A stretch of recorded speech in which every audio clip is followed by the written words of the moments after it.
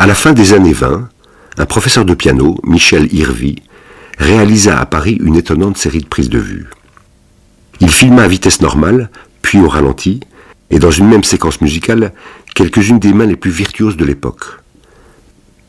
Celles d'Arthur Rubinstein, Vladimir Horowitz, Wilhelm Backhaus, Robert Casatsu et Alfred Cortot. Ces expériences formelles de cinéma muet étaient censées illustrer les théories pianistiques d'une certaine Lotta Nonneberg, fondée sur l'analyse des phénomènes musculaires. Cette pédagogue était persuadée que le film, utilisé comme auxiliaire de l'éducation musicale, révolutionnerait l'enseignement du piano. La magie du ralenti permettrait de percer le secret des grands pianistes et d'épargner ainsi des années de travail à ses disciples.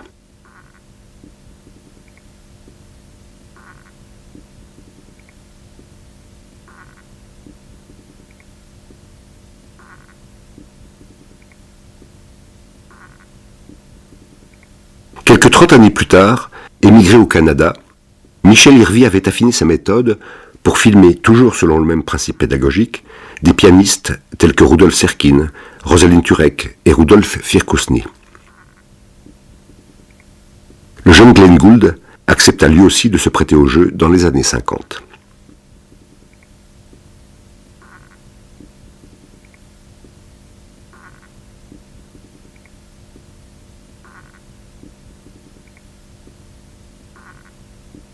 En observant les gestes surgis des images muettes totalement inédites que l'on voit ici, nous avons cru identifier des extraits d'une variation Goldberg de Bach et des variations opus 27 de Webern.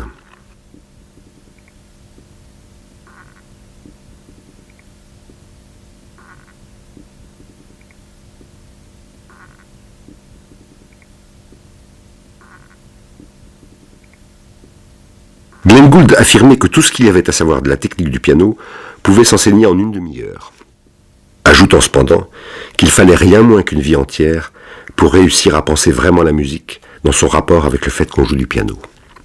Les quelques minutes fantomatiques que nous présentons ici permettront-elles de percer au moins une partie du secret ?